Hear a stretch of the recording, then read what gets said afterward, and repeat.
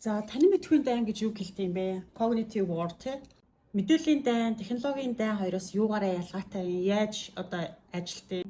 Орос улс яаж энэ дайныг хийд юм бэ гэдэг талаар ярьсан. Одоо харин хятадын талаар яриа. За хятадын 3 дайн гэдэг ийм тактик ойлголт байдаг.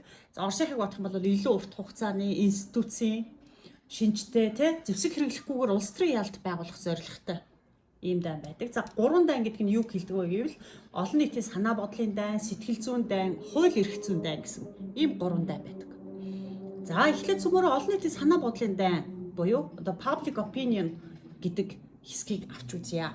Энэ тактикийн гол зорилго нь бол хэвлэл мэдээллийн хэрэгслээр дамжуулаад хятадын талаар эерэг одоо тийм бодлыг олон нийтэд төрүүлэх. За хятадын эдийн засаг соёлын одоо давуу талыг сурталчлах явдал юм.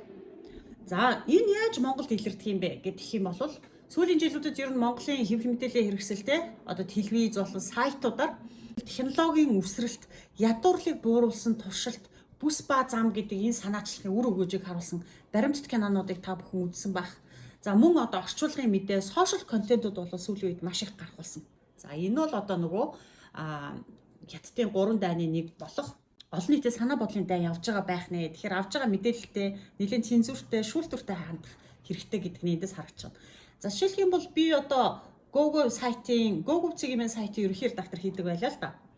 За тэр үед бол надад жишээлх юм бол сайхан хятад орн гэдэг 50 ангитай киног сайтаараа дамжуулаад гаргаад өгөөч гэдэг ийм санал ирж ирсэн.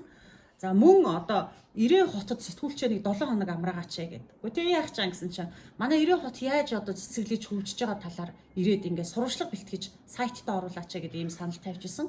За тухайн үед миний хувьд бол нэг улсыг ингээд сурчлах нь бол тийм одоо зохистой зүйл биш юм а гэж бодоод татгалзчихсэн.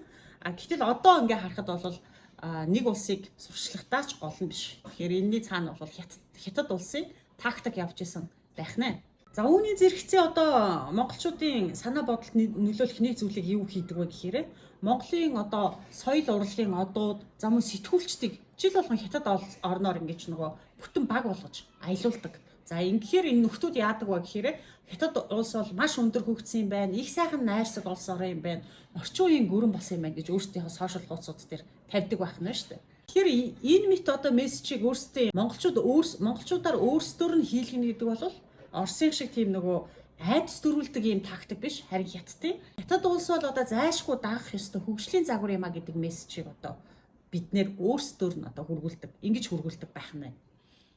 За хүмүүсийн санаа бодолд нөлөөлдөг өөр нэг зүйл бол ер нь боловсрал, ерөнхий одоо боловсролын сурах бичиг байдаг. Энэ бол